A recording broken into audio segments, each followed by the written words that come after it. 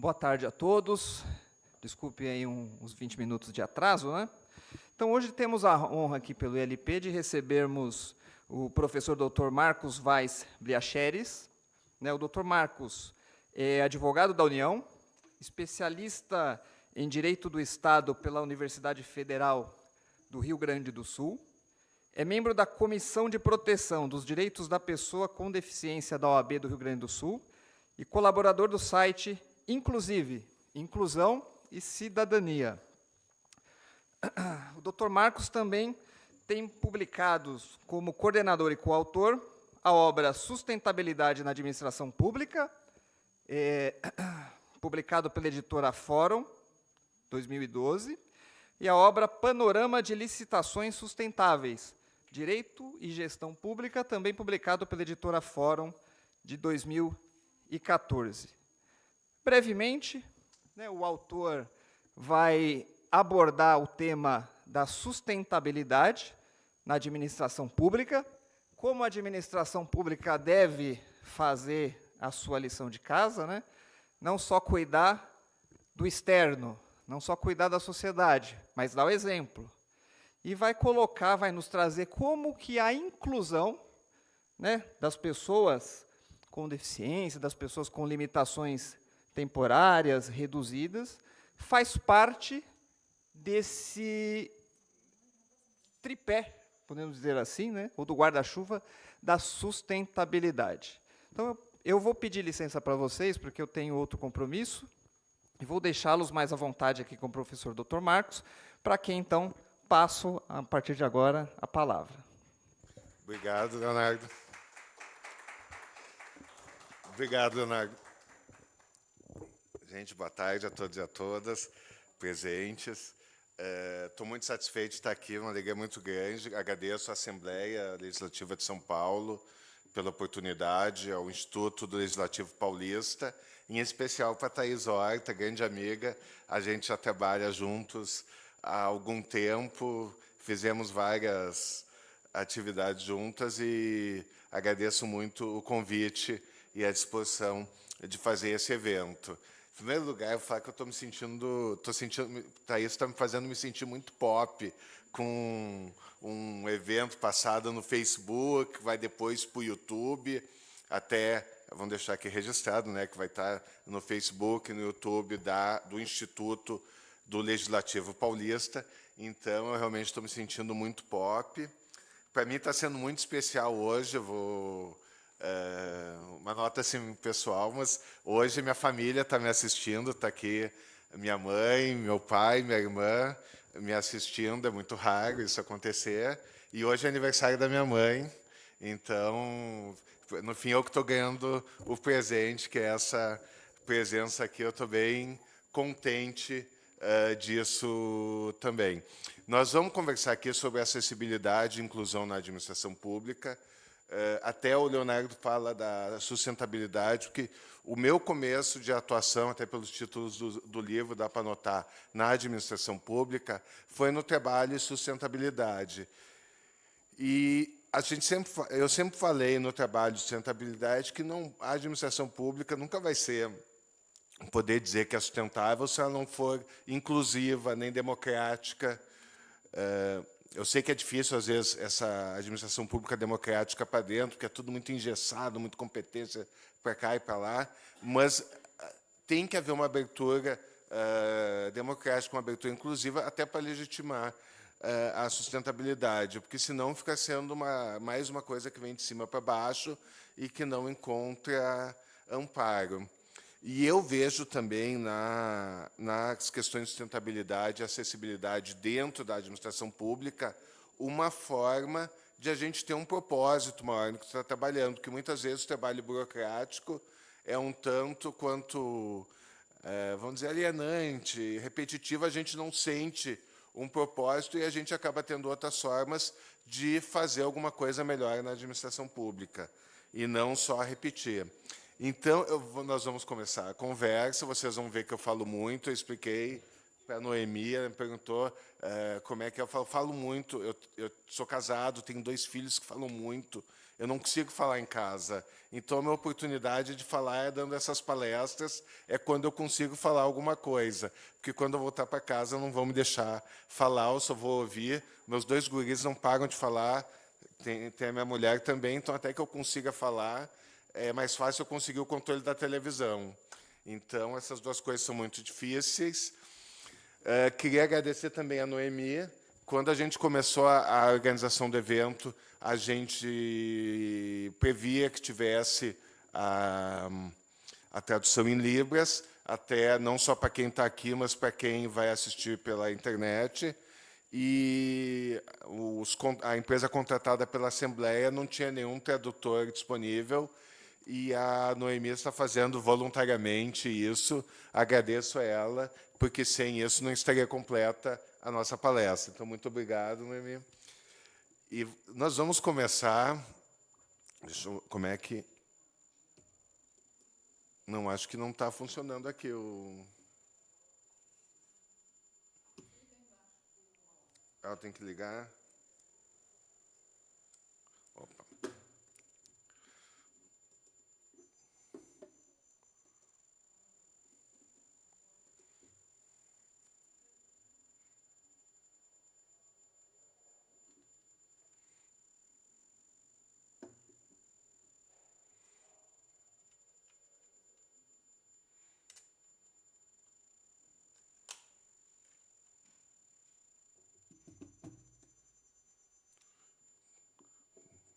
Como todos sabemos, a tecnologia é ótima quando funciona, o que não é sempre que acontece, né? Tá.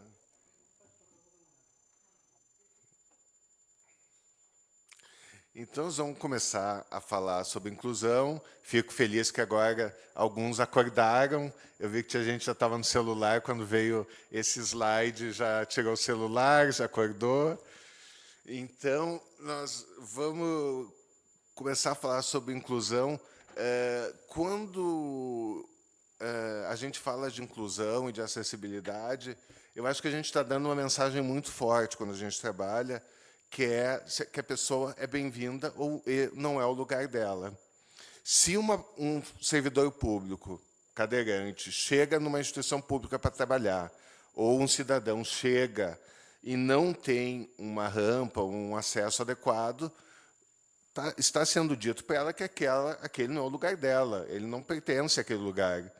Chega numa escola, o aluno cadeirante vai se encontrar com uma escada, um aluno autista com deficiência intelectual não vai ter nenhuma adaptação. O que está se dizendo? Está se dizendo que não é o lugar dele.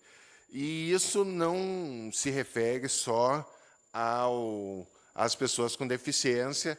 A gente teve essa semana o Miss Brasil. O Miss Brasil conseguiu ser notícia em 2017, porque teve a segunda Miss Brasil negra. Então, nós tivemos uma reação violenta das redes sociais, e muita gente dizendo que ela parecia uma empregada, que ela não era bonita. Tanta coisa horrível que foi dita, mas, em suma, o que se dizia a ela? Que aquele não era o lugar dela. O lugar dela não era de Miss Brasil. O lugar dela era outro, que aquele lugar devia ser ocupado por mais uma loira, alguma representante lá do Rio Grande do Sul, de onde eu vim. Eu sou gaúcho, mas lá falam, por que não foi a gaúcha? Por que não foi a gaúcha? Isso é politicamente correto, isso é ideológico, é a ideologia que está tomando conta. Ora, o fato de ter antes 40 Miss Brasil loiras de olhos azuis iguais não é ideológico, né? São só essas duas que são ideologia. Quando eu falo a ideologia, é sempre do outro, né? O que a gente pensa é o mundo como ele é. Agora, o outro é sempre ideologia, sempre está sendo puxado, é sempre um horror. Então, nós tivemos isso, e a mensagem foi muito clara. Esse não é o teu lugar, não é o teu lugar de ser mesmo, não é o teu lugar... tu está ocupando o lugar de outra pessoa, não por mérito, mas por uma pena ou uma adesão ao politicamente correto. E é o que eu falo. E eu, assim, na minha vida, vamos colocar assim, de modo geral, eu sou branco, de classe média, ensino superior, cisgênero. Eu vou ser bem sincero, eu de terno e gravata não tem lugar que eu não entre nesse país. Eu nunca vi alguém fazer cara feia para eu entrar num lugar. Não há um lugar onde eu não vá ser atendido. É muito difícil isso. Então, quando a gente muitas vezes não tem essa noção, parece que todos os lugares são nossos lugares, todos os lugares estão abertos para a gente.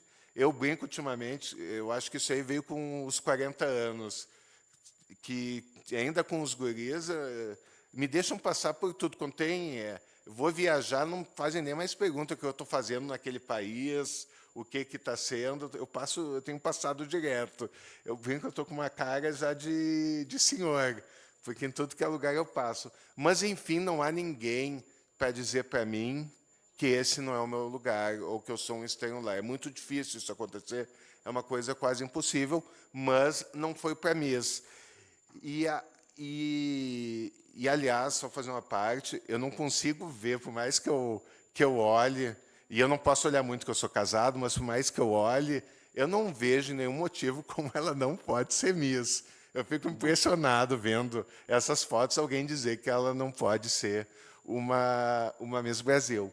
E a primeira experiência radical que eu tive disso, de alguém me dizer que não era o meu lugar, foi com meu filho. Eu tenho um filho autista de 14 anos e ele foi expulso da escola. Ele estudava em Brasília, colégio logosófico, e ele foi expulso, ou, como eles dizem, eles não gostam que eu fale expulso, eles ficam furiosos, foi cancelada a matrícula no meio do ano. Então, foi a primeira grande experiência que eu tive, dessa forma tão radical, de alguém dizer que esse não é o teu lugar. E esse não é o teu lugar é uma experiência que as pessoas com deficiências, pessoas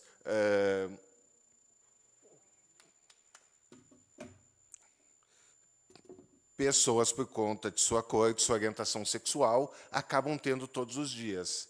E daí, a partir desse momento que eu tive esse choque de realidade tão forte, eu acho que, no primeiro momento, claro, vamos dizer, essa palestra e tudo que eu falo está muito ligado à minha experiência pessoal. Então, eu vou, vamos dizer, compartilhar com vocês. Eu tive um diagnóstico de autismo em fevereiro. Em maio, ele já estava, começo de maio, ele já estava sendo mandado embora da escola. Obviamente, como todo, vamos dizer, todo preconceito, não é porque ele era autista, né? A escola nunca vai dizer que é por isso. Sempre ninguém hoje assume o preconceito. Tem que ser muito, vamos ser sinceros, tem que ser muito babaca para tu assumir o teu preconceito. É sempre os outros, né? Como houveram pichações neonazistas em Curitiba. Eles não falaram morte aos judeus, morte aos negros. Eles falam, vamos cuidar do futuro das crianças brancas. Então, ninguém vai dizer isso claramente. Então, a partir dessa expulsão, minha primeira reação e do diagnóstico foi entender meu filho melhor, porque eu gostaria de entender, e eu acho que a minha segunda reação foi começar a entender esses mecanismos de exclusão, que são fortes, que não são só das pessoas com deficiências, mas estão presentes. E estão presentes de uma forma tão naturalizada que a gente não vê. A gente toma por normal, como é normal ter 50 misses de um jeito e só 2 do outro, e o errado são as 2 e não as 50. Então, a gente toma isso como normal e a gente acaba não fazendo nada, até porque é normal. E quando a gente trata de inclusão, existem todas essas questões estruturais, é muito fácil, porque tu pode falar, não faço nada contra as pessoas com deficiência, não faço nada contra negros, não faço nada contra gays, não faço nada contra transexuais, mas não fazer nada, omissão, também é uma forma de não permitir que elas se incluam. Porque, vamos ser bem sinceros, inclusão, principalmente com pessoas com deficiência, dá trabalho. Dá trabalho. Tem que ter a tradutora, tu vai ter que tomar algumas medidas qualquer de adaptação ao ambiente. Então, essas coisas não trabalham. Então, esse jogo de dizer, não, eu não faço nada, então eu estou ok, já não funciona mais. A gente tem que tomar um papel proativo nisso.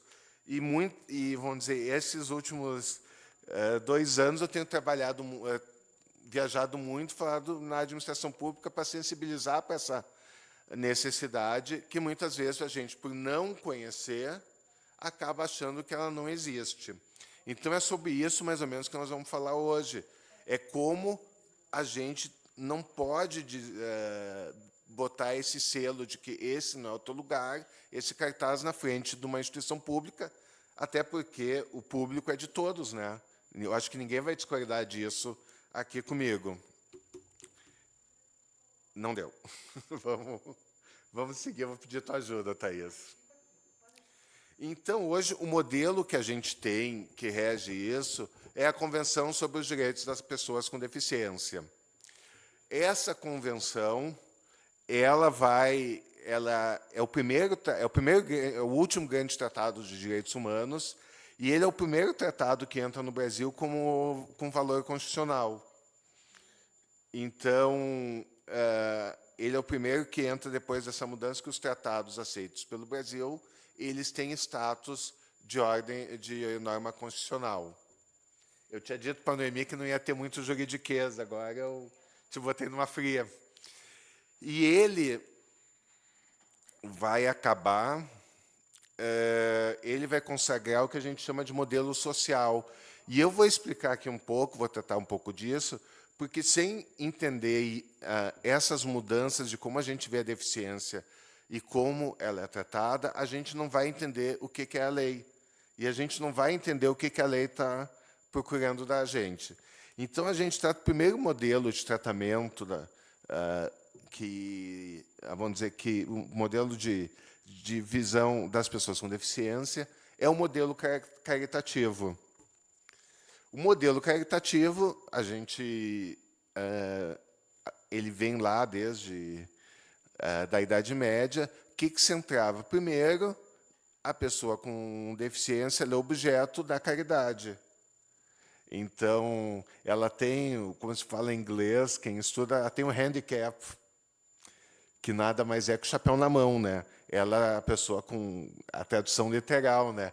Então, o que vê o modelo caritativo? Ela vê uma pessoa em que instituições, geralmente religiosas, vão tratar ela com caridade. Eu sou bom porque eu estou dando essa oportunidade a ela, eu estou dando trabalho, eu estou dando comida, estou dando algum benefício para as pessoas com deficiência. Essa mentalidade ainda existe em muitos lugares. E ainda se trata a inclusão como um favor e não como um direito. Essa que é a grande herança desse modelo, é ver a inclusão como um favor, é uma caridade. E nele, a pessoa com deficiência é um objeto, ela não é um sujeito. O sujeito é quem está fazendo a caridade. Então, a gente vê aqui, normalmente eu dou esse exemplo, eu estou aqui em São Paulo, eu dou um exemplo de São Paulo, que foi quando o prefeito Dória dá uma contribuição, como ele diz, para a Associação das Crianças Defeituosas. Então, isso é um eco desse modelo, do modelo caritativo. Eu não estou aqui para julgar politicamente o Dória, quem gosta do Dória, que continue gostando, quem não gosta, que continue não gostando, mas, nesse momento, esse ato específico, ele fez girar a roda para trás e entrou pelo modelo caritativo. O que é dar uma contribuiçãozinha, eu estou fazendo o que é necessário. Esse modelo ele vai evoluir para mais adiante para o modelo médico. O modelo médico ele já não vê mais a pessoa com deficiência como alguém que vai receber caridade, mas alguém que vai receber cuidado médico. Então, a gente tem uma relação de autoridade aí. Nós temos um corpo defeituoso, uma autoridade médica que vai fazer o possível para reestabelecer a normalidade desse corpo. Então, a deficiência vai ser encarada quase como uma doença, ou, no mínimo, uma consequência dessa doença. E nós vamos ver, mais uma vez, a pessoa com deficiência como um objeto de cuidados médicos. Ela vai ser colocada numa tábua estatística, que vai dizer que ela não está no padrão de normalidade, ou vai se ver a lesão. Aí é uma pessoa a ser curada, e não uma pessoa para ter oportunidades na sociedade, uma pessoa que tem que ter trabalho, uma pessoa para ser curada ou reabilitada. Ele é um modelo muito forte que surge a partir das grandes guerras que voltam para as sociedades, muitas pessoas jovens e mutiladas. Então, a herança que a gente tem até hoje é o símbolo do cadeirante como símbolo da deficiência, porque o cadeirante foi a primeira pessoa com deficiência pública, foi a primeira deficiência pública que aparece na sociedade e, vamos dizer, é o começo do que seria esse modelo médico. E hoje, o que a gente tenta viver, é o modelo social, também chamado de modelo dos direitos humanos. Está em evolução, porque seria o modelo dos direitos humanos. O modelo social, ele não foca na deficiência, ele foca na sociedade, que a sociedade acaba criando obstáculos para a pessoa com deficiência se integrar de forma plena nela.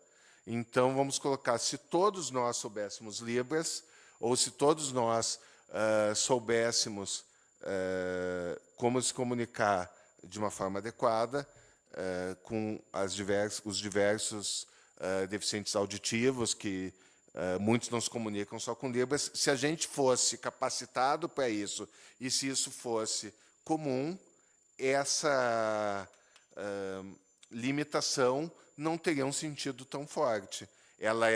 A limitação ela acaba sendo impeditiva, porque a sociedade não está preparada para receber isso. E a sociedade, muitas vezes, usa isso como escudo. Como a Noemi falou, o namorado dela sofreu um acidente, as pessoas já falam, ele sofreu um acidente porque ele é surdo. Isso também é uma forma de discriminação e preconceito. As outras pessoas sofrem um acidente porque lá tem muitas mortes, porque lá está mal sinalizado, porque lá está com um buraco, mas quem é surdo acaba tendo o acidente porque é surdo. A gente é aquele olhar sobre a limitação, isso explica tudo. Então, o modelo social, ele vê muito a sociedade e trabalhar na remoção dessas barreiras que impedem o exercício da cidadania e de uma vida plena. O modelo social ele sempre busca a independência.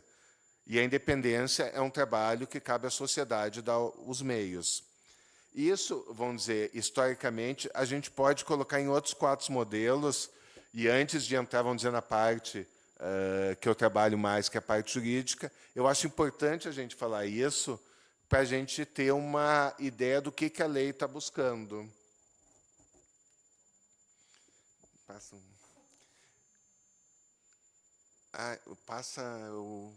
Eu me atrapalhei nos slides. Passa mais um. Eu estou com... tá aí.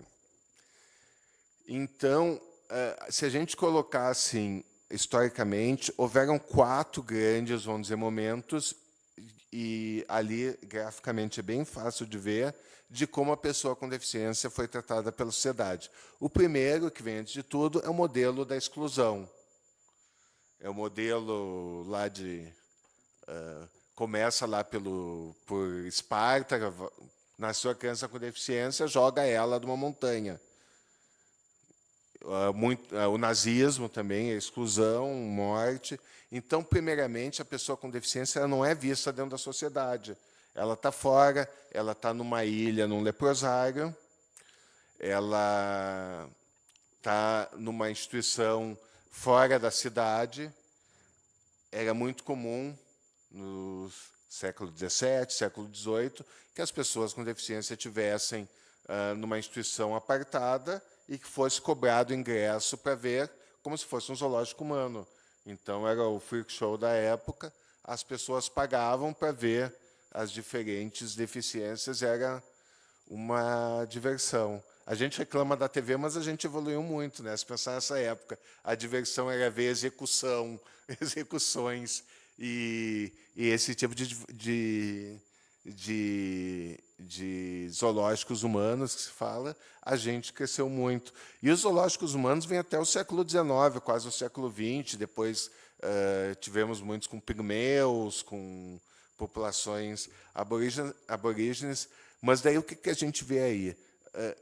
A pessoa com deficiência está fora da sociedade. Tu não vê a pessoa com deficiência. E até uma questão que eu coloco: se a pessoa com deficiência não está junto com a gente, como é que a gente vai enxergá-la como outro? Se a gente cresce sem ver, vive sem ver, a gente não tem como enxergar como um igual.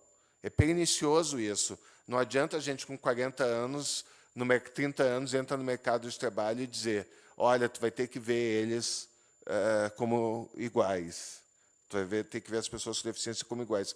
Como se eu não via na escola, se eu não tive um amigo? E a mesma coisa em relação à apartheid social, racial que tem no Brasil. Como é que a gente vai conseguir fazer isso, de repente, com 30 anos, com 20 anos, se tu vai estar antes num lugar que é tudo muito homogêneo? O segundo momento é o da segregação.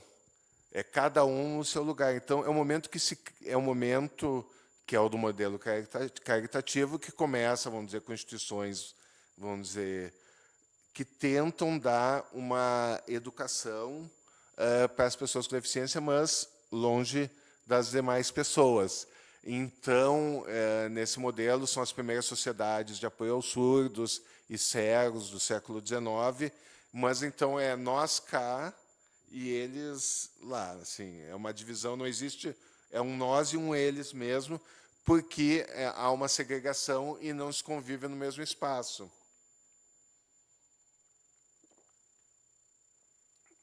É interessante notar que, vamos dizer, hoje os Estados Unidos, em termos de educação com pessoas com deficiência, é muito avançado.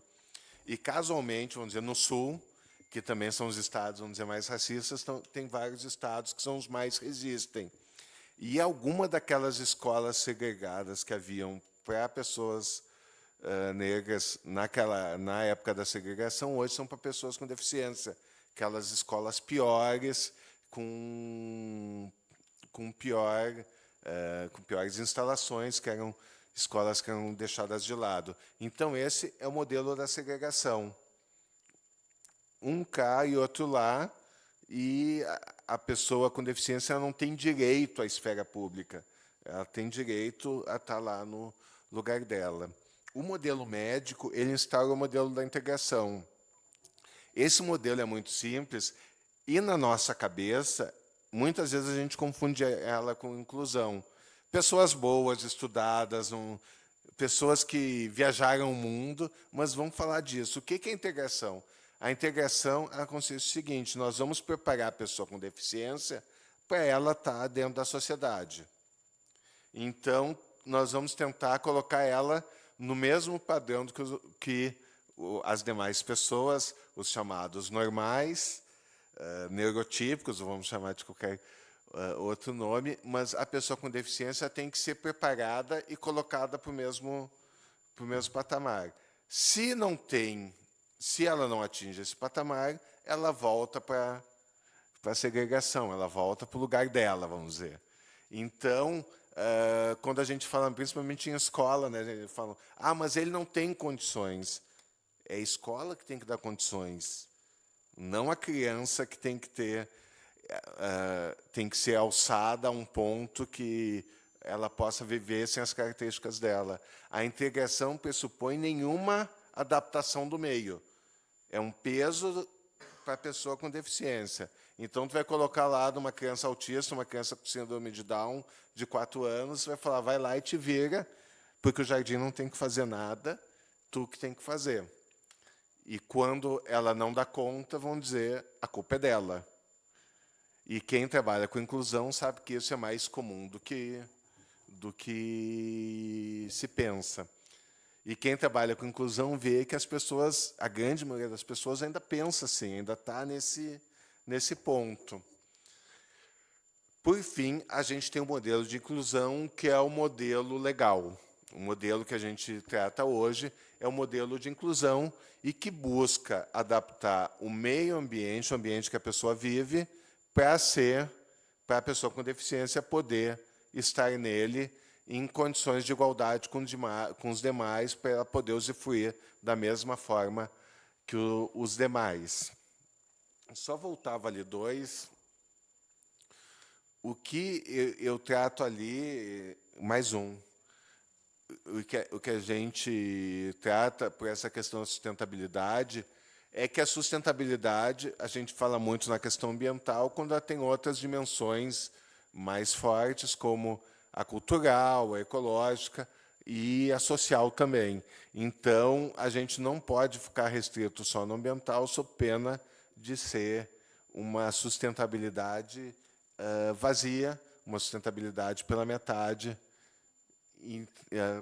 Então, a gente vai ter que tratar com dimensões sociais, éticas, políticas, econômicas e também ambientais. Ou a gente tem um olhar dessa forma mais completa, ou vai ser uma sustentabilidade pela metade, uma sustentabilidade que não se sustenta.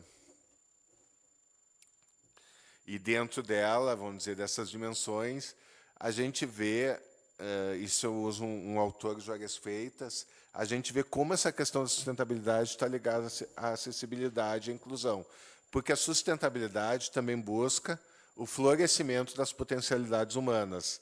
E a gente não vai ter potencialidades humanas florescendo e tendo espaço para surgir num ambiente que não seja inclusivo. E também a questão das questões de cooperação. A gente gosta muito de se colocar no mundo como se não precisasse de ninguém. E se a gente vê muitas pessoas com deficiência, precisam muito do outro, falam muito dessa questão da dependência, da cooperação. Até uma crítica que o movimento feminista faz, que fala das cuidadoras, estão em cooperação. E a gente esquece muitas vezes, assim, ninguém daqui fez a roupa com que está vestindo, né? Ninguém aqui veio, duvido que alguém está vindo a pé, sozinho, e chegou até aqui. A gente está o dia inteiro em relações de cooperação e esquece disso. Ninguém... Aqui, para mim falar, eu preciso da Noemi, eu preciso da Thaís, eu preciso da Luz. É tanta gente que está cooperando aqui para a gente conseguir fazer isso que a gente não vê. E no dia a dia a gente se trata como se não precisasse de ninguém. Acho, eu não preciso de ninguém, eu faço tudo sozinho, eu não dependo de ninguém, quando as nossas relações são de cooperação o dia todo. E é importante a gente ter isso em mente para tratar das questões de acessibilidade. A gente vê que não é só a pessoa com deficiência que precisa de cooperação. A gente tem que trabalhar com cooperação o tempo todo. E a gente tem que ter nisso um valor. A cooperação é um valor. Tu está aberto para isso, é um valor, e conseguir ver isso também é um valor ético importante. O modelo social de deficiência, que é o que a lei estabelece, assim, resumindo, muito resumido, é isso. A deficiência, ela é a soma de uma limitação, que pode ser de diversas naturezas, com as barreiras. Então, ela não procura explicar a deficiência pela pessoa com deficiência. O modelo médico, ele vê uma deficiência a ser curada e não vê barreira nenhuma, vamos dizer. E muitas vezes a gente não vê essa questão das barreiras. A deficiência é uma limitação que é da pessoa, mais as barreiras. As barreiras que vão estar impedindo a pessoa, de se integrar plenamente da sociedade, de participar plenamente, de ter uma vida plena, que faça com que a limitação seja algo marginal. Então, o foco sempre vai ser nas barreiras. E a nossa lei trabalha com isso. Então, o que se pretende com a adoção legal do modelo social? a remoção das barreiras que impedem a participação da pessoa de forma plena na sociedade, visando autonomia e independência. O que a gente está trabalhando aqui é de uma forma que haja uma autonomia da pessoa com deficiência. Então, se esse é o espírito da lei, é isso que vai ter que orientar as políticas públicas. Não é um jeitinho, não é vamos chegar um cadeirante e vamos levantar ele na mão. Não é vamos fazer de conta que as pessoas com deficiência visual e auditiva não existem, a gente faz o que tem que fazer e deixa eles lá, eles dão um jeito. Não, não é dar um jeito. Autonomia não é dar um jeito. Então, quando alguém fala que um atendimento, um balcão de atendimento no órgão público não está adequado para uma pessoa com cadeirante, ou que o órgão público não está, a pessoa que está na recepção não está capacitada para atender uma pessoa com deficiência, a gente está impedindo a autonomia. Não adianta dizer, mas não vem ninguém com deficiência, quando veio, a gente dá um jeitinho. Não, a gente tem que estar preparado para isso, e esse é o sentido da nossa Lei Brasileira de Inclusão. A autonomia, eu dou aqui uns exemplos, é isso, é o cão-guia, que pode entrar em qualquer lugar, ele vai permitir a pessoa com deficiência visual ter uma maior autonomia, ele pode entrar em qualquer lugar. A gente teve, lá no sul, em Santa Catarina, um caso que tomou grandes proporções, uma pessoa que não queria que tivesse um cão-guia na praia. E, muitas vezes, e daí a polícia foi para tirar o cão. Na verdade, a polícia tinha que tirar a mulher que está reclamando que está fazendo uma discriminação ativa à pessoa com deficiência. Então, é o cão-guia, é a existência de rampas para a pessoa com cadeirante. Hoje a gente fala muito, né, tem essa questão da força de vontade, da fé. Por mais força de vontade, fé, vontade de superar limites, essa pessoa na cadeira de rodas tenha, ela jamais vai subir uma escada com a cadeira de rodas. Então, tem que ter a rampa. Pode passar. Aqui eu dou dois outros exemplos. Um exemplo de locomoção. Eu gosto de dar o exemplo dessa menina, porque é uma blogueira de moda. Ela, o modelo, muitas vezes a gente olha a deficiência como uma que tira a atenção, uma coisa, até na parte da atenção física, não, não, tem síndrome de Down, não pode ser bonita, a pessoa cadeirante não pode ser bonita, não, ela é uma blogueira de moda e trabalha com isso, e ele é um colega meu, o Ricardo Cola, um colega meu lá de AGU, que tem deficiência visual, ele tem uma visão reduzida, e daí ele tem, depois de quase 15 anos de serviço público, ele conseguiu uma tela de 30 polegadas, que permite que ele faça o trabalho de uma forma com menos esforço. Então, ele já tem essa limitação, com essa nova tela, dá uma maior autonomia para ele.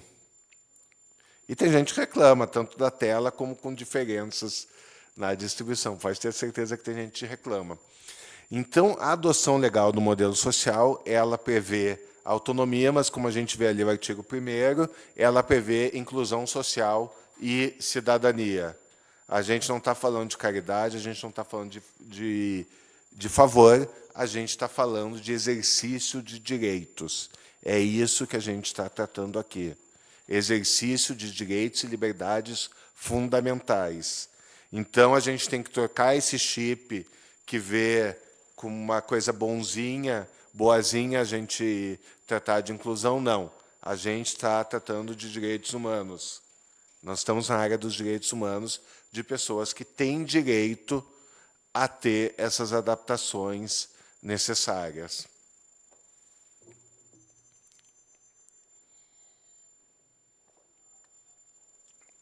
E eu não vou esmiuçar conceito jurídico, até porque eu acho chato fazer isso. Na faculdade de Direito, a gente trata isso, a gente fica esmiuçando conceitos jurídicos, e é até uma coisa, assim, por eu ser do direito, acho importante falar dos modelos sociais. Eu não sei se tem mais algum advogado aqui. Tem algum advogado? Não fique com vergonha, pode falar. Futura, ninguém é perfeito, né? Mais um ali, então. 2 futuros. Então, vocês podem ver que na faculdade vocês devem estudar o direito quase como um fenômeno meteorológico, né? Ele caiu do céu. A gente estuda já o código pronto, como se ele não se representasse nem movimentos, nem ideologias, não tem nada nele. A gente chega e estuda como um fenômeno meteorológico, ele cai do céu na tua... No meu tempo caía em livro, né? Hoje vocês devem ter tudo no iPad, no tablet, no celular. Ah, tu leva o código? Eu achava que já estava superado isso, mas a gente trata como um fenômeno meteorológico, não vê que há movimentos sociais, há toda uma movimentação que faz com que a lei surja. A gente trata isso como se fosse um fato da natureza. A lei está aí, dela muda tudo, né? A gente começa tudo do zero. Então, não vou esmiuçar conceitos jurídicos, não é... Acho uma perda de tempo, a lei está aí, vocês podem ler, mas o que é acessibilidade? Resumindo, a acessibilidade é um valor, um princípio importante da lei. A acessibilidade é essa ponte que une a pessoa com deficiência ao exercício do direito. Então, esse caminho vai ser a acessibilidade. É o caminho que vai fazer a pessoa com deficiência exercer o seu direito. Às vezes vai ser um caminho físico mesmo, não vai ser uma metáfora, vai ser uma rampa, um lugar que possa ir com a cadeira de rodas, às vezes vai ser material, vai ser uma tradução com libras, vai ser um semáforo com sinal, vai ser um ônibus com uma possibilidade, com elevador. Então, a acessibilidade é essa ponte que vai ligar a pessoa com deficiência ao exercício do seu direito.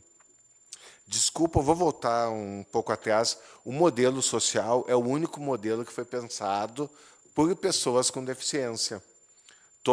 Um modelo foi, vamos dizer, mais ligado à igreja, outro modelo é mais médico. O modelo social é o que é pensado por pessoas com deficiência e ele tem como fundamental a participação da pessoa com deficiência na formulação das políticas. O lema dele é nada sobre nós sem nós. O nós não sou eu, é a pessoa com deficiência. Então, isso também vai dar uma visão diferente. Desculpa, eu tinha que falar isso antes, mas eu acho importante a gente reprisar isso. Então, a acessibilidade é um princípio da lei, é essa possibilidade, essa condição que vai dar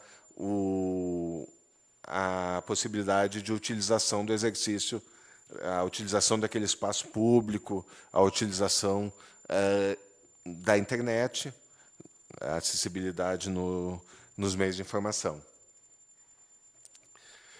Então, a gente ali o conceito legal da barreira. Então, quando eu estou falando de barreira, é um conceito legal, é lei.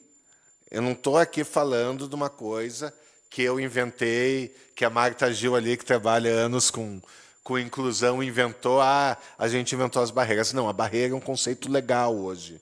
É um conceito que a gente tem que pensar. E a barreira é um entrave, um obstáculo, e também é uma atitude ou comportamento que impeça ou limite a participação social da pessoa.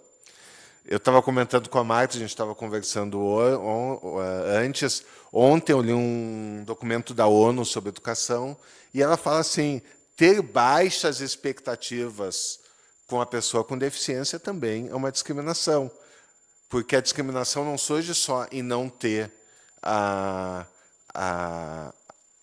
rampa, também surge no teu preconceito, tua pressuposição que a pessoa não vai ser capaz de fazer aquelas tarefas que ela tem que fazer ou de participar numa escola ou no ambiente de trabalho de uma forma produtiva. que são essas barreiras? E isso é conceito legal que eu estou falando, não é uma coisa que está na minha cabeça, é um conceito legal, são barreiras urbanísticas que a gente tem no dia a dia. Eu falo assim, a primeira vez que eu vi isso, eu não sou cadeirante, a primeira vez que eu vi isso foi quando eu comecei a andar com um carrinho de bebê com meu filho. Daí eu vi a quantidade de barreiras urbanísticas que tem. Para tu andar com um carrinho numa cidade, é complicado. Eu brinco que cada cidade tem os seus bairros. Alguns bairros tu consegue andar com um carrinho. A grande maioria não, né? Ande no centro de São Paulo com um carrinho de bebê. Ande no centro de qualquer cidade. No Leblon, em Higienópolis, tu consegue andar, mas tirando isso numa cidade, tu não consegue. Eu digo isso por experiência própria. Eu andei muitos quilômetros de carrinho na vida. E no meu bairro tem, onde eu moro em Porto Alegre, no Bonfim, é bem fácil andar de carrinho. Mas a grande maioria das cidades, as calçadas são irregulares, tem às vezes até impedimentos, ou assim, aquele exemplo da árvore é um exemplo até cômico, né? A gente lê como é que a gente faz algum disso, mas no meu Facebook todo dia aparece um exemplo assim.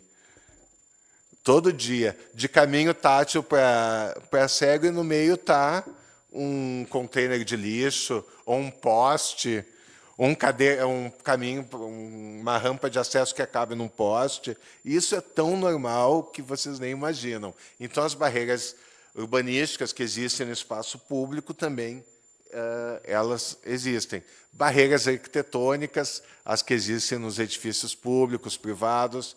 O caso clássico é da escada. Eu joguei uma vez no grupo da AGU, onde eu trabalho, a questão das pessoas com deficiência. Eu trabalhava eu fiz algum tempo a corregedoria, correições nos locais. Então, eu fazia a correção da parte ambiental e de inclusão. Até foi um avanço, uma coisa que a gente lutou bastante. Não havia órgão público que tivesse um banheiro para pessoas com deficiência sendo usado de uma forma correta. Ou ele era almoxarifado, ou ele era guarda-roupa de terceirizado. Terceirizado não tem direito a ter um lugar para se trocar. A gente sabe que terceirizado acaba tendo um status menor no serviço público, acaba sendo maltratado, muitas vezes. Então, usavam os terceirizados vigias, usavam um banheiro com deficiência, de pessoa com deficiência, para guarda-roupa. No prédio que eu trabalho, tem banheiros adaptados que não têm a cortina completa, está lá faltando. Então, vamos dizer, é público. Os prédios do lado podem ver o que está sendo feito no banheiro. Eu já vi até o pior caso, foi no banheiro adaptado ser juntado, ser colocado os equipamentos, aquela parte do split, a parte da máquina mesmo. Então, todo o ar quente vinha para dentro do banheiro. Eles chamavam banheiro de sauna. E daí a gente entrava a mais de 40 graus no banheiro, porque ele era todo aquecido. Então, tudo isso é essa junção que a gente vai falando aqui, de tratar mal, de ver como não vem condições de igualdade, de ver o que dá está bom, não tratar como se deve, que é como pessoas em relação de igualdade com as demais. As barreiras também são no transportes, que é o elevador que a gente fala, o semáforo com um sinal sonoro. E as barreiras, pode passar, a barreira nas comunicações e nas informações. Tanto os sites públicos têm que ser acessíveis, eles têm que ter ferramenta de acessibilidade. Há um tempo atrás, um cego falou para mim, brincando, que o smartphone é o melhor amigo que tem. Ele falou, a melhor coisa que existe é smartphone e WhatsApp. WhatsApp eu posso falar, gravo e está ótimo, não preciso ficar, não precisa teclar, ele dá uma forma de dar um recado, uma mensagem. E o smartphone, porque todos têm recursos de acessibilidade. A gente não trabalha com isso normalmente. Eu, há 10 anos dou palestra na administração pública, essa é a segunda palestra que eu tenho uma tradução com Libras. A Noemi estava contando de casos que ela passou de gente que vai procurar atendimento em órgãos burocráticos, atendimento em posto médico, e não há alguém preparado para receber uma pessoa que não seja oralizada, que dependa da linguagem de sinais. Então, isso também é uma barreira. E isso também é uma necessidade que o poder público vai ter que começar a se antecipar. E vai ter que prover. A gente tem que tratar igual a todo mundo. Não é? A gente tem que tratar igual a todo mundo, não importa se é de uma cor diferente, se é uma orientação diferente, ou se tem uma deficiência. Para a administração pública ser de todos, ela tem que tratar igual a todo mundo, e isso inclui ter uma comunicação adequada. Nos Estados Unidos, vamos dizer, acabei descobrindo os órgãos públicos americanos têm, todos eles, além dos formulários comuns, formulários em inglês fácil, que é para pessoas com deficiência intelectual entender. Eu confesso que, se eu estou lá, eu pego de inglês fácil, que é mais fácil para mim ler, né, do que o normal. É tudo mais resumido, mas a gente não tem esse cuidado. Para a gente é como se fosse algo do outro mundo, né, a gente falar disso, de ter algum documento burocrático numa linguagem mais fácil. Eu até diria que não precisa ter deficiência intelectual. Do jeito que as coisas são feitas no Brasil, se tu é uma pessoa que não é advogado e nem burocrata, tu já não entende o que está sendo escrito. E, principalmente, as barreiras das atitudes. Não adianta a gente ter um ambiente acessível, com rampa, um ambiente, um tradutor de Libras, se a pessoa não é tratada em condições de igualdade. As barreiras de atitude são aquelas piores, as mais difíceis de se vencer.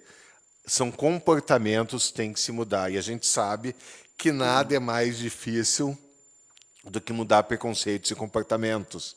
O Einstein falava que é mais fácil tu desintegrar o átomo que um preconceito. E a gente vê isso na prática. Então, o mais difícil são essas barreiras de atitude. E isso a gente tem que mudar, a gente tem que trabalhar de diversas formas para a gente remover essas barreiras de atitude. Ali são alguns exemplos. Não adianta nada a gente ter um caminho tátil se tem um carro estacionado com ele. Não adianta nada a gente ter uma rampa se vai ter um carro impedindo com rampa. E outra questão da barreira de atitude que eu coloco ali, é quase uma provocação, é a pessoa falando cadeirante, né? Qual que é o nome dela? Ela tem quantos anos? O que ela faz? As pessoas tratam, às vezes, uma pessoa com deficiência como se ela não estivesse lá. Como se ela não existisse, como se ela não fosse capaz de responder. E essa é uma barreira muito forte. Eu já passei muitas vezes por isso, já vi muitas vezes isso. As pessoas falam como se não estivesse lá. Então, a gente tem que mudar isso e tem que trabalhar nessas questões. Barreiras tecnológicas, o impedimento às tecnologias, a tu acessar um site governamental, a tu acessar o próprio material que vem pela internet. Então, nós já vamos nos encaminhando para o nosso final. Vamos entrar nessa parte legal. O que acaba entrando para a administração pública fazer, de uma forma também bem prática? Uma é nos editais, nas licitações para compras de livros, para as bibliotecas de todos os níveis, não tem que ter a oferta também dos produtos em formatos acessíveis. A lei não fala qual formato que é ele, Acredito que a maioria das editoras vai liberar um PDF, que daí pode ter a leitura, não vai ter uma audiodescrição, a lei do menor esforço acho que vai imperar, mas tem que ser pedido o formato acessível. Uma obra não pode ser comprada pelo poder público se ela não for acessível para todos os públicos. E eu coloco aqui rapidamente as preocupações que estão sendo colocadas hoje na administração pública. Então, o Tribunal de Contas da União ele vai exigir que haja uma política de acessibilidade de imóveis, que isso se coloque no papel. Quem aqui trabalha na administração pública sabe que nada existe na administração pública se não está no papel. Nada existe se não está num plano, num projeto, num plano de gestão, num projeto. Então, se deve inserir a acessibilidade de imóveis nesse modus operandi burocrático. E outra questão assim importantíssima: congressos, seminários, oficina, qualquer evento hoje feito pelo setor público, tanto que ele promove como que ele é patrocinador, ele deve ter condições de acessibilidade. Quem hoje está fazendo um evento num salão que não permita a chegada de um cadeirante, ele está descumprindo a lei. Não é um favor permitir que um cadeirante chegue ou que um cadeirante tenha um banheiro nessas horas. Não. A lei obriga, e também os recursos tecnológicos e aqui os nossos recursos de acessibilidade a todas as pessoas. Então, hoje, o que nessas palestras eu falo muito com gestores públicos, eu falo, vocês têm que fazer hoje, amanhã, vocês não sabem como começar, amanhã façam o registro de preços de tradutor de Libras. Amanhã vejam com o cadeirante se ele consegue chegar no auditório. Porque tu tem que ter essa possibilidade de ofertar isso. Daí entra, mas não vem nenhuma pessoa surda, uma pessoa surda vem aqui nos nossos eventos. Agora, eles já não vêm porque já sabem que não vai ter, porque já sabem que não vai ter acesso, então tu tem que dar esse acesso. Se tu não tem a demanda hoje, tu tem que deixar claro que tu vai ter essa oferta por causa de haver a demanda. Se isso for claro. Se tu não tem, se não tem pessoas que necessitem de Libras nas tuas atividades, tu tem que deixar claro que, em havendo necessidade, as Libras vão estar disponíveis. E isso para tudo que a gente que for possível ofertar. Então, outra questão do Tribunal de Contas: os sites públicos têm que ser acessíveis.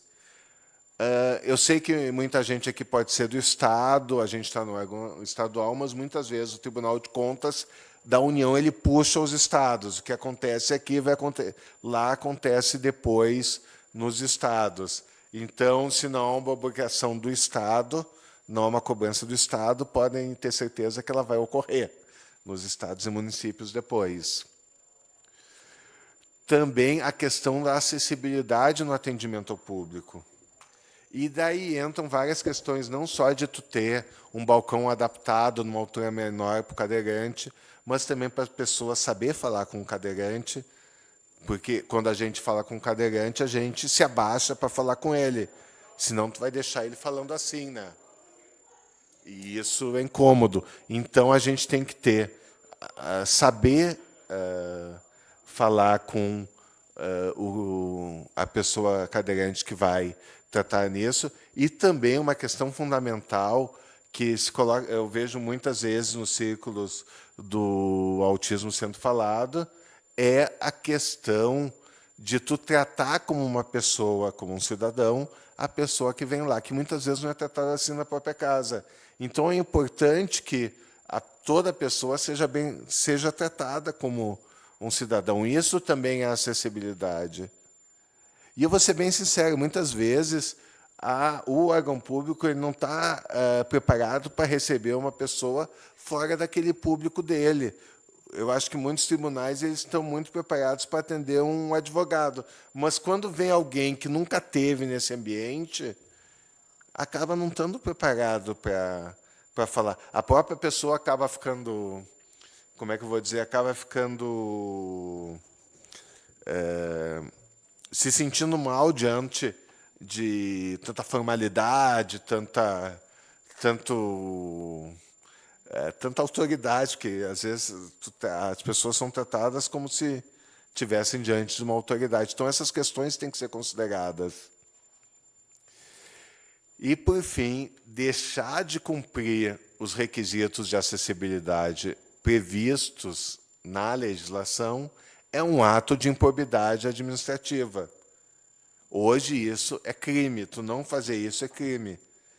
Por mais que a gente dificilmente vai ter alguém condenado por esse crime, o fato de ser considerado um crime já é uma reprovação social e do direito suficiente para a gente ver a seriedade com que a gente está lidando.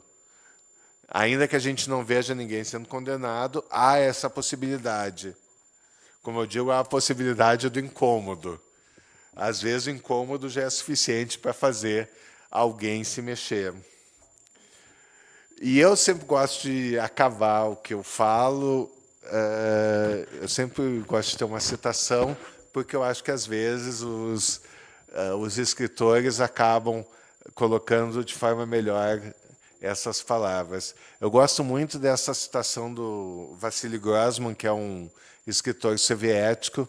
Ele fala o seguinte: em mais de 1 milhão de isbás russas de aldeia, um isbá é uma casa simples, em mais de 1 milhão de casas russas na aldeia não há e nem pode haver duas que sejam exatamente iguais. Tudo que vive é único. É impensável que sejam idênticas duas pessoas ou duas roseiras. Onde tentam à força fazer desaparecer suas singularidades e peculiaridades, a vida se extingue. Então, acabo aqui com esse grito em favor da diversidade, de a gente valorizar as singularidades e as peculiaridades de cada um, e mais que isso, a gente não tem que suportar o que o outro tem que ter diferente. A gente tem que admirar e tratar o que o outro tem diferente para a gente conseguir fazer as coisas melhores. Eu agradeço a atenção de todos, espero ter sido claro, espero ter contribuído com vocês. Eu coloco ali também o meu e-mail, caso não tenham dúvidas, queiram tocar algumas ideias. Eu demoro, mas respondam. Vocês não precisam, a cada 6 meses, ficar mandando outro e-mail me cobrando resposta, porque eu vou responder. Também coloco o site que eu colaboro, que eu participo, que é o Inclusive. O Inclusive é como se fosse uma agência de notícias de questões de inclusão e direitos humanos. Eu não coloquei aqui, eu tenho uma página no Facebook, que é Sustentabilidade na Administração Pública. Curtam lá, sempre vai ter notícias relacionadas ao tema, avanços, retrocessos, vão estar lá.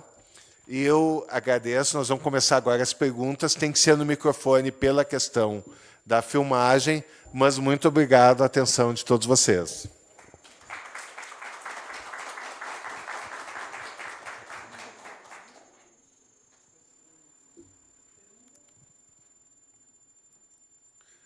Quando não tem pergunta, ou entenderam tudo, ou não entenderam nada, né? Eu sempre acho que é uma das duas coisas.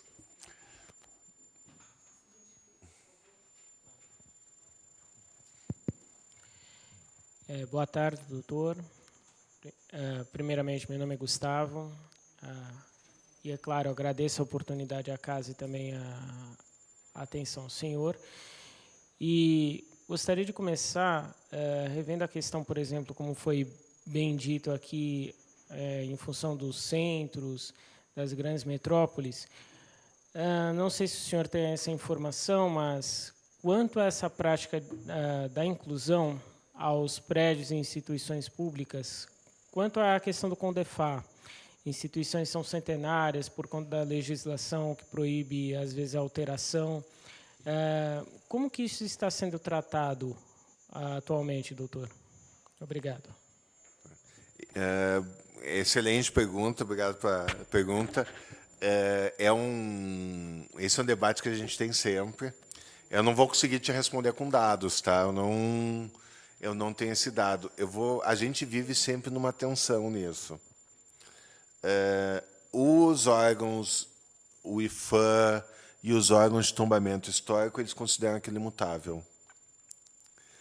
Os arquitetos, tenho aqui minha irmã que é uma arquiteta, muitas vezes acham uma heresia tremenda,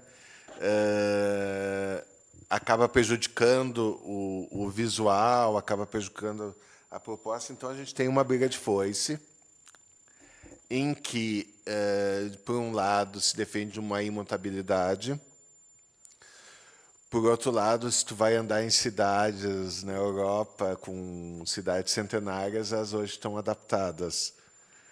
E a gente não traz essa experiência para cá. Então, hoje, é uma briga muito grande isso. Em alguns lugares se vence, em outros lugares não se vence, acaba não havendo nenhuma mudança. Mas eu acho que hoje é uma maior abertura. Tu vai na Câmara dos Deputados, tem um elevador lá no salão negro, lá, que é o salão mais importante. Hoje tem um elevador para uma pessoa cadeirante acessar a Câmara dos Deputados para lá. Então, há uma briga. Até uma coisa que eu não coloquei aqui, o que a lei prevê hoje é a gente trabalhar com o desenho universal. Desde a concepção dos projetos, eles estarem adaptados a todas as necessidades. Então, tu já trabalha de antes isso. Agora, os que já estão colocados... Também a gente tem outra questão importante, os prédios alugados à administração pública, como é que ela vai fazer obras nos prédios dos outros para adaptar. Então, hoje, a gente tem uma série de impedimentos que estão acontecendo que eu acredito que vão ser resolvidos pela inclusão, porque vamos dizer, uma questão... Não se volta o tempo para trás.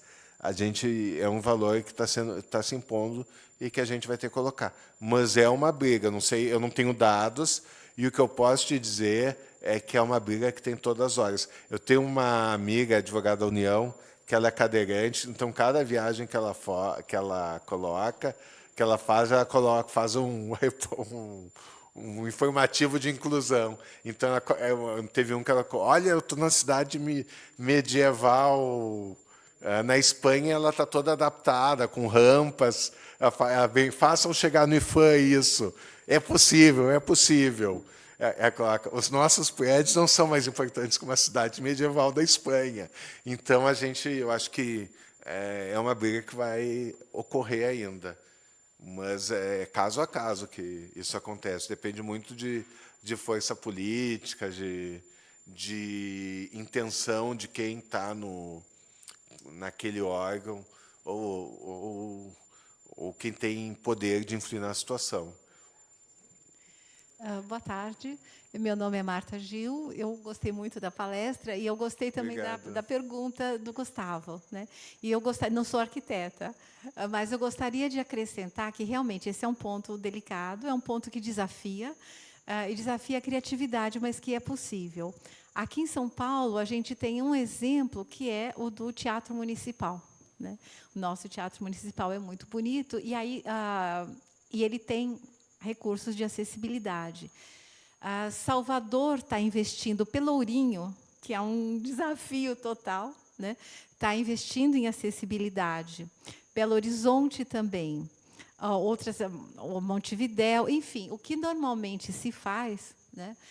É estudar e fazer uma resposta, estudar o prédio, a arquitetura, tal, e dar uma resposta completamente diferente. Então, eu vou usar uma coisa muito moderna, com vidro, enfim, uma outra linguagem arquitetônica que mostre que aquela é uma intervenção posterior, né? Eu não vou fazer de conta, não é um rococó, não é, enfim, um estilo neoclássico, seja lá o que for, né? É uma outra linguagem, uma coisa diferente, né? Que mostre que é uma intervenção e que possibilita o acesso de todos, né? Porque a acessibilidade, como você disse, é um direito. Então, é uma questão, é um desafio mesmo, não é fácil. Minas já está tendo várias iniciativas também de acessibilidade. E aí, falando, saindo dos prédios, mas continuando na acessibilidade dos eventos, eu gostaria de lembrar de 2 recursos. Um recurso que, além do intérprete de Libras, que é importantíssimo, né? Um outro recurso é a questão da audiodescrição. Se tivesse uma pessoa cega aqui, nesse evento, ela gostaria de saber como é que é essa sala. Como é que como é a cor das cadeiras, enfim, como é que é esse ambiente? O que está nos slides. O que está nos slides, certamente. Mas, além dos slides, toda essa questão do ambiente, né? Onde é que eu estou? É um ambiente grande, pequeno, enfim. Então, os eventos também já começam a ter a audiodescrição, que pode ser feita presencialmente, a gente tem uma cabine, como se fosse uma tradução simultânea, né? Mas também ela pode ser feita a aplicativos, né? Então, eu posso sintonizar, eu posso baixar um aplicativo no meu smartphone antes de entrar, e aí eu vou escutar com fone de ouvido, não vou incomodar ninguém à minha volta, né? E eu vou saber o que está acontecendo, a descrição dos slides e o ambiente também, é importante, né? E um outro recurso, também para pessoas com deficiência, com alguma deficiência auditiva, é a questão da legenda. Nem todo surdo usa Libras, né, que é a língua brasileira de sinais. Muitos surdos são oralizados, e para eles a questão da legenda é importante, né? Então, quando a gente faz eventos, é importante pensar em diferentes necessidades, porque são diferentes públicos. E, de novo, o desenho universal. Se eu tenho uma legenda, ela pode ajudar também uma pessoa idosa que não enxerga muito bem. Ela pode ajudar uma pessoa que está chegando ao Brasil. A gente está recebendo muitos refugiados, muitos imigrantes que estão aprendendo a língua. Então, nem sempre eu vou poder, eu vou escutar, eu posso até escutar, mas eu não posso não entender. Então, se eu recebo a informação pelo ouvido e pelos olhos, eu tenho uma compreensão maior, né? Então, a acessibilidade vai se desdobrando. Não, o que é interessante também é que a gente esquece que, muitas vezes, os recursos de acessibilidade não são só para pessoas com deficiência. Eu estava aqui me lembrando, eu falei muito do bip nos semáforos, mas também tem muitos semáforos que o tempo deles é completamente para Usain Bolt atravessar a rua e só, né? Quem não vai na academia todos os dias não consegue atravessar a rua na mesma velocidade. Então, muitas vezes, vai ser para pessoas de idade, vai ser para... Eu brinco que tem muita gente que só nota a ausência disso quando quebra a perna, né? Quando quebra a perna, daí tudo vira um absurdo, e daí a vida inteira estava lá e a pessoa não viu. Então, os recursos de acessibilidade, eles atendem um grande público. Não precisa ser uma pessoa com deficiência para ter a necessidade, para usufruir dos benefícios da acessibilidade. Não precisa. Boa tarde, meu nome é Leda, eu trabalho no ILP, eu sou arquiteta. E na faculdade, já faz 40 anos que eu me formei, e na faculdade a gente vê, por exemplo, casas bandeiristas que têm luz. Não havia luz na época dos bandeirantes. E você aceita a modernidade. Não é porque é uma coisa que tem que ficar trancada. Pode ter uma adaptação, é uma questão de desenho. Você desenha de uma forma que não vai descaracterizar. Mas você respeita o que está, o ar-condicionado, você respeita a luz, você respeita a água. E o prédio continua, não é posto para baixo. Então, a gente aprende isso na faculdade, quer dizer, que a gente tem que viver no século que a gente está vivendo, não tem que voltar a andar de carruagem. Então, eu acho assim, tem essa colocação. E outra coisa que eu acho, hoje eu não tenho limitação, mas daqui a 10 anos eu posso ter. Então, as pessoas que não são surdas, não são cegas, andam bem, daqui a 20 anos podem ter a visão prejudicada, podem ouvir menos. E esse é um processo que tem que ser trabalhado para toda a sociedade. A acessibilidade é garantida para a gente, para todo mundo. Então, exatamente. É outra questão, é que tem tanta coisa para falar, às vezes acaba...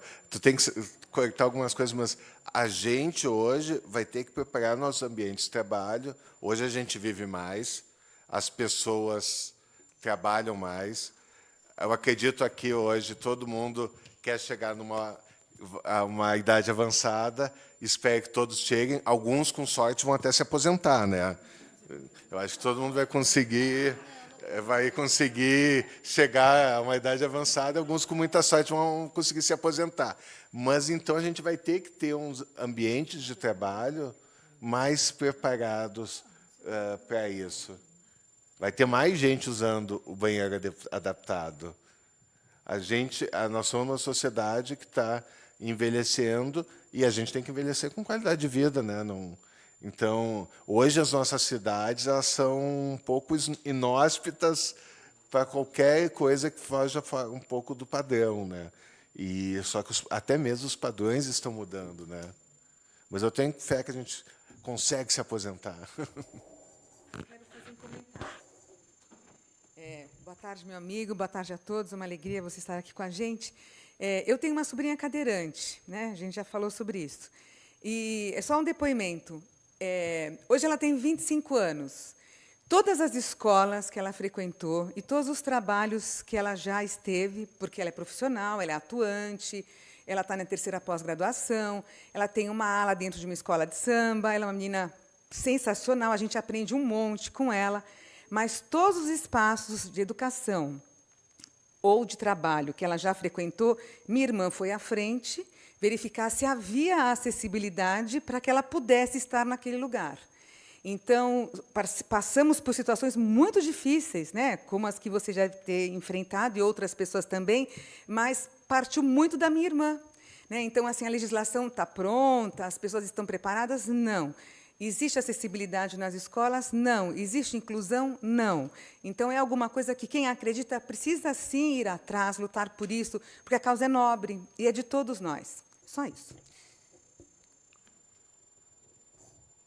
Boa tarde. Obrigado, Thaís. Muito bem falado. Boa tarde. Sou o Omar dos Santos. Você não quis falar muito da lei, mas a minha angústia é em relação à própria legislação que está posta. Sim. Assim, na administração a gente tem os fiscais de posturas. Não poderia, ou de alguma forma, fiscalizar a postura do governo, da administração, em relação à lei? Porque, tudo bem, fez a legislação, foi aprovada.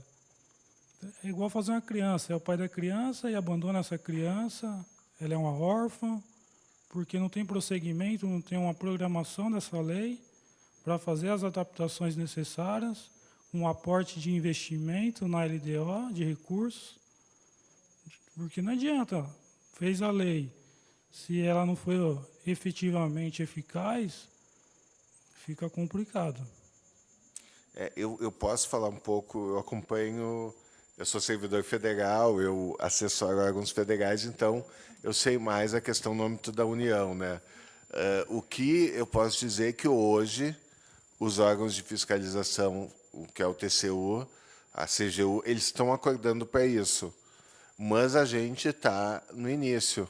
Vou ser bem sério, a gente está no início dessa caminhada. Então, hoje há uma exigência da incorporação dos critérios de acessibilidade aos planos de gestão, há a exigência de uma política de acessibilidade, há questões pontuais que estão sendo colocadas.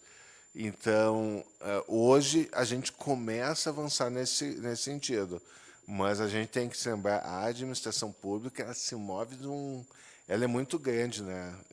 É um dinossauro. É um dinossauro.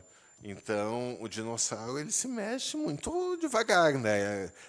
Para carregar tudo aquilo é muito difícil. Então, hoje a gente tem um princípio disso. Agora, isso não exime de agente de sociedade também exigir isso. Não vai ser só dentro das esferas públicas que vai resolver. A gente tem que exigir atenção a essas questões de inclusão. Mas hoje, dentro da administração pública, a gente começa a ver esse movimento. E eu sinto, vamos dizer, como são poucas pessoas que estão falando, estão trabalhando com isso, quando começa essa cobrança, eu começo a sentir os grupos de WhatsApp que tratam de questões de administração pública, começam a ter bastante mensagem, as pessoas eu começo a receber e-mails, as outras pessoas também. Está começando a se mexer, mas é muito lento. Sou eu? Acho que sim. Tu que está com o microfone na mão. Eu sou a Regina Chaves, sou instrutora ambiental na rede pública de ensino. E trabalho com o instrumento Horta, para transversalizar com as outras matérias. E, na verdade, não é uma pergunta que eu quero fazer, mais um pequeno relato, né, relato de prática, de que a inclusão ela depende muito da vontade do educador, né? Então, essa é a maior barreira, né? Ela é até maior do que a reforma que tem que fazer, a rampa que tem que fazer, colocar um elevador. Ela é muito maior que isso, porque isso são coisas materiais que você resolve com dinheiro. Então, coisas que se resolvem com dinheiro são muito mais fáceis de se resolverem do que coisas que se resolvem com atitudes, né? Então, eu tomei a atitude de incluir alunos cadeirantes na atividade da horta, contra tudo e contra todos. Porque professores, diretores, APM, tudo, não, isso não vai dar certo, mas como que ele vai ir para a horta? Como é que ele vai mexer na terra? Não. Tudo é adaptável. Tudo que é material é adaptável. Tudo que custa dinheiro, tudo que se faz com coisas palpáveis é adaptável, né? Então, a única coisa que tem que mudar é a atitude. A gente faz uma prateleira da altura da cadeira, a gente serra as ferramentas para ficar da altura do solo até o braço do cadeirante. Mas o que ele vai fazer? Ele pode manipular mudas, ele pode semear as bandejas. Então, eu fui construindo, faz 2 anos que a gente está construindo o projeto para a inclusão do cadeirante, né, do aluno cadeirante na atividade horta.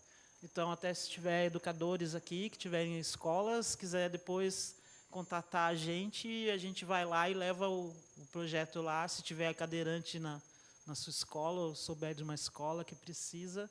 O nosso trabalho é voluntário, isso é importante. A gente captura recurso em editais para se manter e vamos aonde tiver que ir. Onde quiserem uma horta, a gente está indo. Parabéns pela iniciativa. Eu sou gaúcha, hein?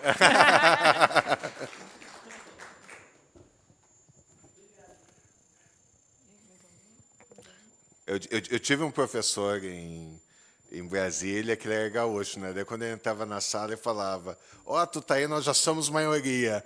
2 gaúchos já somos maioria. Nós estamos em 5 aqui, já somos maioria.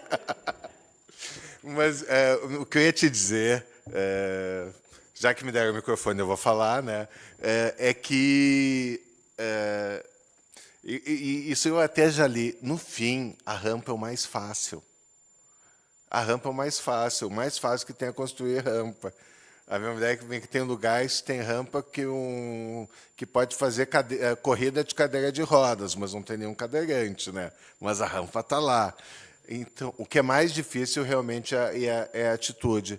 E muito da atitude é que quando se começa a fazer, se pretende fazer trabalho de inclusão, as pessoas olham primeiro para a limitação e não para a possibilidade. e ficam presas na alimentação, só olham aquilo e não olham que tem a possibilidade.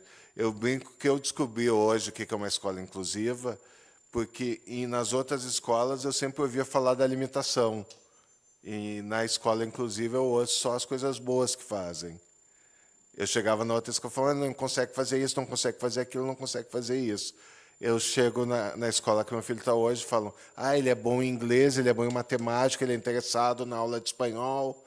Então, quando tu vê a possibilidade e não a alimentação, abre-se um monte de caminhos. Isso que é o mais difícil, é focar na possibilidade, focar na contribuição e não na limitação. Não na limitação. E o que é mais fácil de tudo é fazer a rampa. A rampa é facílimo. E mesmo assim tem lugares que não fazem, né? Mesmo sendo fácil, assim, tem lugares que não fazem. Eu só queria comentar, igual alguns outros colocaram aí também, né? Meu nome é Flávio Santos, né? Sou da área de gestão pública, né? E o que a gente percebe é assim, que nem foi comentado, né? O governo sabe cobrar, né? Costuma cobrar, multar, punir, né? E coloca a lei, algo meio que para inglês ver. No centro das cidades, alguns lugares, onde aparece, ele pratica. E assim, como que pode desenvolver essas... houve um estudo e não colocaram que nem foi citado na LDO, né? A questão dos valores que pode... Não foi a fundo isso, né? Foi apenas para dizer, nós temos um plano de inclusão, né? Então, eu acho assim, a preocupação não é tão aprofundada na questão do governo. Eu acho que o governo deve muito com relação a isso. Um exemplo que eu queria citar sobre um trabalho que nós fizemos sobre a inclusão, né, de deficientes visuais. E a gente pesquisando, porque queria fazer o livro, fica muito caro para fazer as edições na questão de Braille. A gente encontrou uma pessoa também que é deficiente visual, que escreve livro para deficientes visuais. E ele não fez em Braille. Aí questionamos por que não fez, né? Ele sendo, né? E ele falou por causa da questão do valor, né? Fica muito caro. Então, até ele pensou na questão comercial, né? Que ele, sendo uma pessoa, né, é deficiente visual. Isso, assim, a gente percebe que não houve nenhum apoio do governo, não há um apoio, assim, do governo para essas questões. Que, às vezes, algumas ideias boas nessa questão de acessibilidade vêm mais da iniciativa que ela está fazendo, né? Tá de parabéns, porque ela tem incentivo, grandes incentivos, está incluindo as pessoas de verdade mesmo, fazendo algo de verdade, né? E a gente conseguiu descobrir até que, lá na Paraíba, tem uma ONG também, que faz essa questão de impressão gratuitamente. Você manda o projeto, eles fazem. Como o governo não pode fazer isso, né? Então, assim, a gente percebe que pessoas como você, né, como algumas outras ONGs, têm verdadeiramente colocado em prática essas ações. E aí eu queria colocar para o senhor também, né, que tem lá, está acesso, está próximo, lá em um determinado momento que for possível, está levando essa questão, porque o governo não leva mais, né? Porque não procura mais esses órgãos para poder incentivar, né? E para que tenha mais acessibilidade. Era somente isso. Parabenizar pela palestra. Obrigado. Uma coisa... Quando eu comecei a trabalhar com sustentabilidade, eu tinha uma colega que falava assim, ela falava assim, nós fazemos leis ótimas para os outros, mas não cumprimos. Quando a gente olha para dentro, a gente não cumpre. Então, ela falava, o nosso trabalho é tentar fazer cumprir para dentro, né?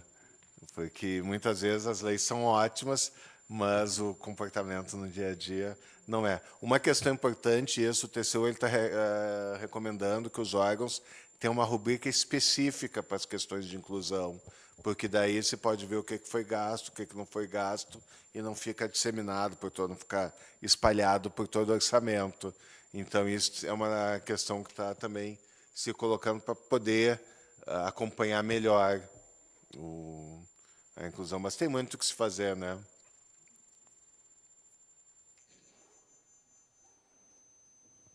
Então, acho que estamos encerrando aqui. Eu realmente gostaria de agradecer a todos a participação, o bate-papo aqui. Foi muito bom estar essa tarde aqui com vocês. Agradeço muitíssimo a presença de todos. Não sei se a Thaís Horta, né? Nós já estamos no tema, né? O tema hoje vamos sair da acessibilidade, vamos começar a falar de horta. Então, eu não sei se a Thaís Horta tem alguma coisa a falar. Eu só gostaria de convidar o presidente do Instituto do Legislativo Paulista, professor Vinícius Schurgeles, para entregar o certificado da sua participação no evento.